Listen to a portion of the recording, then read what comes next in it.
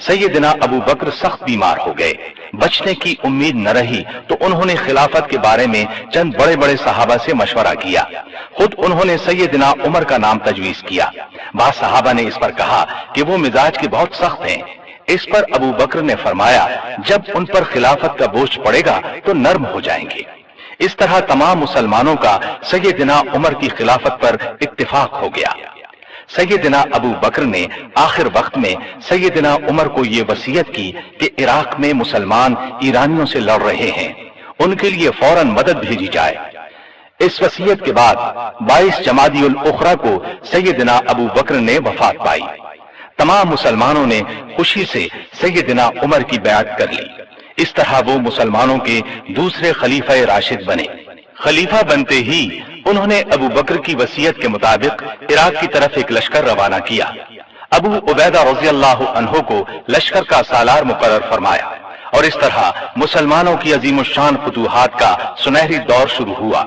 Iraq, Madain, Hulwan, जजीरा, खूजिस्तान, नहावन, अस्फहान, Hamdan, Azerbaijan, तब्रिस्तान, Armenia, Fars, करमान, Khorasan, Sistan, Makran, दिमश्क, hymns, लाज़िकिया, यरमूक, क़िनसरीन, हलब, Antakya और बैतुल मक़दिस फतह हुए।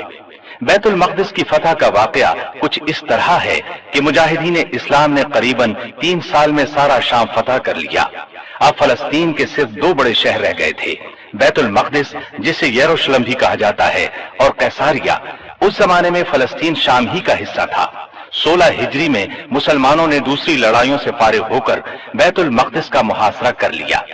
इस शहर में इब्राहीम अलैहिस्सलाम, इसहाक अलैहिस्सलाम, सुलेमान अलैहिस्सलाम, ईसा अलैहिस्सलाम और दूसरे नबियों की बहुत सी यादगारें हैं। रसूलुल्लाह सल्लल्लाहु अलैहि वसल्लम की भी मेराज के सफर में पहली मंजिल यही थी। मुसलमानों का पहला किबला भी यही था। न सिर्फ यहूदी और ईसाई बल्कि मुसलमान भी इसकी बहुत इज्जत करते थे और करते हैं। मुसलमानों ने जब बैतुल मक़दिस का मुहासरा किया तो शहर के बाशिंदों ने शहर के दरवाजे बंद कर लिए। चंद दिन तो इस तरह गुजरे, फिर उन्होंने मुसलमानों के सिपह सालार अबू उबैदा बिन जर्राह को पैगाम भेजा कि हम शहर मुसलमानों के हवाले करने के लिए तैयार हैं, लेकिन शर्त यह है कि मुसलमानों के खलीफा खुद यहाँ आएं और सुलह का मुआहदा करें। अबू उबैदा बिन जर्राह ने ये बात सैयदना उमर को लिख भेजी। खलीफा सानी सैयदना उमर ने सहाबा से मशवरा करके वहां जाने का फैसला किया। आपने रजब 16 हिजरी में हजरत अली रज़ियल्लाहु अन्हु को अपना कायम मकाम बनाया और रवाना हो गए। उस वक्त दुनिया के बड़े बड़े हुक्मरान उनका नाम सुनकर कांपते थे, लेकिन अपने वक्त के सबसे बड़े हाकिम के सफर का हाल ये था कि चंद बुजुर्ग सहाबा के सिवा उनके साथ कोई नहीं था। फौज, न खेमे, न कारे, न झंडे, एक ऊंट पर सवार थे। उस पर सत्तू और खजूर के 2 थैले लादे हुए थे। एक तरफ पानी की मश्क लटक रही थी। रास्ते में खाने का वक्त आता तो सब मिलकर खा लेते। आपका लिबास बहुत मामूली सा था। बैतुल मक़दिस के करीब पहुंचे तो सहाबा ने मशवरा दिया कि लिबास तब्दील कर ले। कीमती पोशाक पेश की, लेकिन आपने वो लिबास पहनने से इनकार कर दिया और फरमाया, अल्लाह ने हमें जो इज्जत दी है वो इस्लाम की वजह से है और हमारे लिए यही काफी है। गरज इसी हालत में शहर में दाखिल हुए। ईसाइयों ने शहर आपके हवाले कर दिया। मुसलमानों ने वहां एक मस्जिद बनाई, उसका नाम मस्जिद उमर रखा। ये आज भी मौजूद है और अब तक मस्जिद उमर कहलाती है। 14 हिजरी में मुसलमानों ने हिम्स को फतह कर लिया था। 17 हिजरी को रोम के बादशाह हिरकल ने हिम्स मुसलमानों से छीनने के लिए समुंदर के रास्ते फौज भेजी। इस फौज ने हिम्स का मुहासरा कर लिया। जजीरे के लोगों ने भी हिरकल को ऐसा करने पर उकसाया था। चुनाचे जजीरे से भी 30,000 फौज आकर हिरकल की फौज से मिल गई। सैयदना अबू उबैदा बिन जर्राह रज़ियल्लाहु अन्हु ने इन हालात की इत्तिला सैयदना उमर फारूक को भेजी तो उन्होंने उनकी मदद के लिए मजीद फौज रवाना की। दूसरी तरफ सुहैल बिन अदी की सरकर्दगी में एक फौज जजीरे की तरफ रवाना कर दी।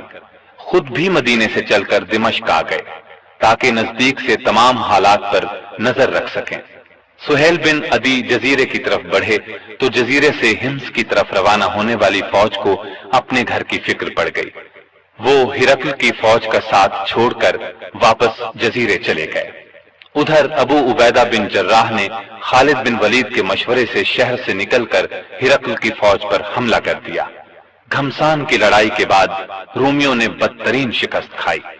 4000 رومیوں نے اسلام قبول کر لیا، 4000 مارے گئے اور باقی بھاگ نکلے۔ اس لڑائی کے بعد پھر کبھی ہرقل کو شام پر چڑھائی کی جرأت نہ ہوئی۔ 18 ہجری میں عراق میں طاعون کی وبا پھیلی، اس میں بڑے بڑے صحابہ فوت ہو گئے۔ چند ایک کے نام یہ ہیں: ابو عبیدہ بن جراح جو مسلمانوں کی فوج کے سپہ سالار بھی تھے، معاذ بن جبل رضی اللہ عنہ، یزید بن ابی سفیان رضی اللہ عنہ، شرحبیل بن حسنہ رضی اللہ عنہ اور کئی بڑے بڑے صحابہ اس وبا میں فوت ہوئے۔ دور فاروقی میں عرب میں قحط پڑا، ایسے میں سیدنا عمر نے رعایا کی خبرگیری میں دن رات ایک کر دیا۔ انسانوں کے لیے خوراک تھی نہ جانوروں کے لیے۔ سیدنا عمر کو انسانوں اور جانوروں کی یہ بدحالی دیکھ کر بہت صدمہ ہوا۔ انہوں نے بیت المال میں جتنا غلہ تھا سب مسلمانوں میں تقسیم کر دیا، جو نقدی تھی وہ بھی مسلمانوں میں تقسیم کر دی۔ تمام صوبوں کے حاکموں کو خط لکھے کہ فوراً زیادہ سے زیادہ غلہ روانہ کرو۔ چنانچہ ابو عبیدہ بن جراح نے شام کے علاقے سے 4000 اونٹ غلے سے لدے ہوئے بھیجے۔ عمرو بن عاص نے مصر سے سمندر کے راستے بحری جہاز روانہ کیے، ان میں ہر جہاز پر 6000 من غلہ لدا ہوا تھا۔ جب یہ جہاز مدینے کی قریبی بندرگاہ پر پہنچے تو سیدنا عمر خود انہیں دیکھنے کے لیے بندرگاہ پہنچے۔ غلے کو حفاظت سے رکھنے کے لیے بندرگاہ میں 2 بڑے بڑے مکان بنوائے۔ دوسرے صوبوں سے بھی بہت سا غلہ پہنچ گیا۔ غلے کی تقسیم کا یہ انتظام کیا کہ بہت سے رجسٹر بنوائے، ان میں قحط کا شکار ہونے والوں کے نام درج کیے گئے۔ ہر ایک نام کے ساتھ ان کی ضرورت کے مطابق غلے کی مقدار لکھی گئی، پھر ہر شخص کو پرچی دی گئی، اس پر سیدنا عمر کی مہر ہوتی تھی۔ اس پرچی کے مطابق انہیں روزانہ غلہ دیا جاتا۔ اس کے علاوہ سیدنا عمر ہر روز 20 اونٹ اپنے سامنے ذبح کرواتے اور ان کا گوشت پکوا کر لوگوں کو کھانا کھلاتے۔ اس طرح ہزاروں آدمی روزانہ سیدنا عمر رضی اللہ عنہ کے دسترخوان پر کھانا کھاتے۔ غلے کے علاوہ لوگوں میں کپڑے اور کھجوریں بھی تقسیم کی جاتی، اور خود اپنا یہ حال تھا کہ اس زمانے میں گوشت، دودھ اور گھی کھانا بالکل چھوڑ دیا تھا۔ اکثر بھوکے رہتے یا عام لوگوں کے ساتھ خود بھی کھاتے۔ اس طرح اس کا اثر آپ کے جسم پر پڑا۔ لوگ انہیں دیکھتے اور کہتے، اگر قحط دور نہ ہوا تو رعایا کا غم انہیں مار ڈالے گا۔ ایک دن ایک شخص سے پانی مانگا، اس کے پاس شہد تھا، اس نے وہی پیش کر دیا۔ آپ نے شہد پینے سے انکار کر دیا اور فرمایا، قیامت کے دن اگر مجھ سے پوچھا گیا کہ لوگ روٹی کو ترس رہے تھے اور تو شہد کھاتا تھا تو میں کیا جواب دوں گا؟ ایسا بھی ہوا کہ گھی کا برتن اور آٹے کی بوری اٹھواتے اور جہاں کہیں بھوکوں کا مجمع نظر آتا اپنے خادم کی مدد سے کھانا تیار کرواتے اور انہیں کھلاتے۔ دیہاتوں میں جاتے، وہاں اونٹ ذبح کرتے، گوشت، آٹا اور کپڑے لوگوں میں تقسیم کرتے۔ قحط کے دنوں میں سخت بے چین رہتے اور دعا کرتے تھے، اے اللہ میرے عملوں کی وجہ سے محمد صلی اللہ علیہ وسلم کی امت کو تباہ نہ کر۔